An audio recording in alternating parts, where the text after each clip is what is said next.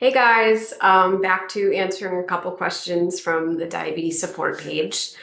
Um, there was a couple this morning that I was able to look at, and actually one that I answered directly.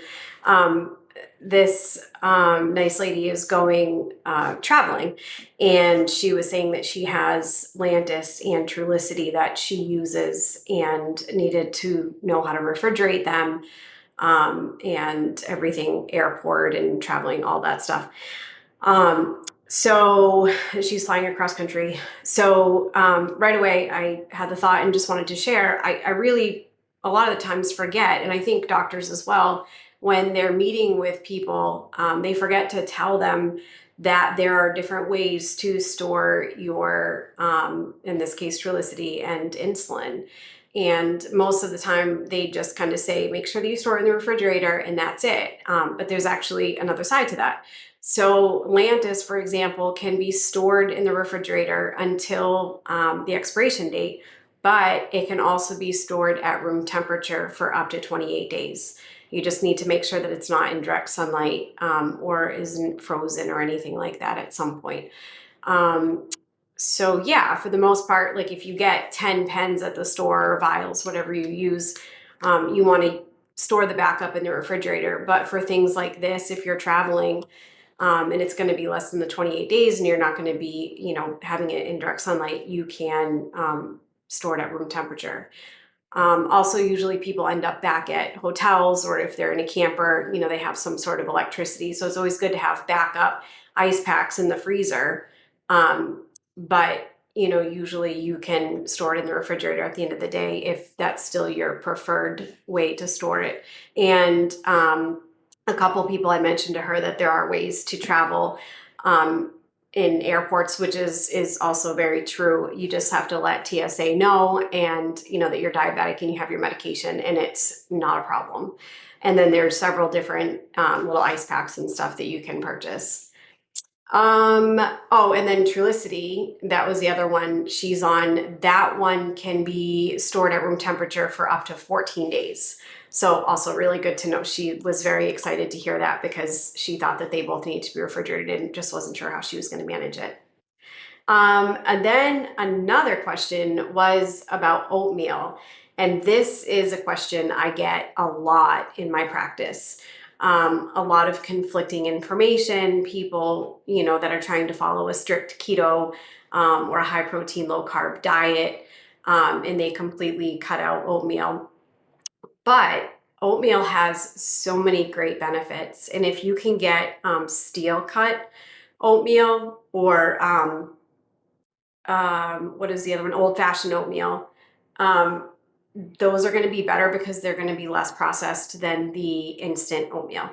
And what you want to do with this is you want to add protein, healthy fat, and some fiber. So if you sweeten it with fruits instead of honey or maple syrup or sugar, that's going to add, some of those elements, some of the fiber.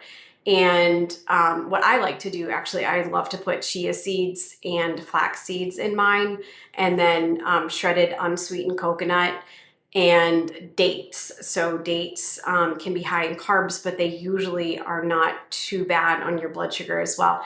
And again, it depends on the person though.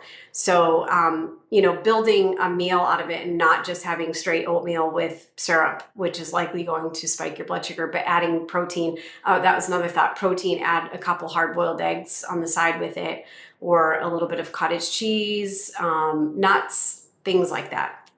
But play with it, and use your glucometer or your CGM to see what your blood sugars are doing before, where your level's at before, and then after you eat it, check it 1.5, 2 hours after you eat it and see how it's done. And portion size too. One of the issues that we all have is a lot of us don't check the portion sizes, and we tend to eat 2 or 3 times the amount that was actually intended. And that's another great reason why our blood sugar is spiking. And then one more I will do quickly. this kind lady said, what are some favorite homemade soups? And she said it's snowing there, so they're just looking for some warm, hot comfort food. And boy, I am right there with you. So I probably will end up making this either today or tomorrow because I have, I think, all the ingredients I need. This is my favorite, like homemade chili. It's very clean, very pure, delicious. And, there's not like a ton of flavor. Like I don't put a chili packet or salt or anything. I do put a little bit of salt eventually, especially for my husband. But this is how I do it. About 6 like small to medium-ish vine ripe tomatoes. You can't go wrong. I mean, if you do 6 large ones, whatever, it's just the base. So I throw them into the blender, blend those with a whole head of cilantro. So, pull all the leaves off of that, throw it in there. If you have some stems, it's fine because it's going to get all blended up. And then I cut up a medium onion and a green pepper and turkey, ground turkey. So I start with the ground turkey with some olive oil. And then once that's starting to cook up, throw in the onions and the green pepper, followed by the the pureed or chopped. I think I chop it. I chop it until it's like not fully pureed, but pretty soupy. And cilantro, so the tomatoes and cilantro, throw that in there. And then I do, depending on how large I want the batch to be, about 2 cans of black beans. I usually do the low sodium, the whole can, even the juice, and then 2 cans of white beans also with the juice, and if you can find low sodium. And that is just one of my absolute favorite soups. And my kids like to add chips, and sometimes I'll have a few, but it's super healthy and really good. I hope you enjoy.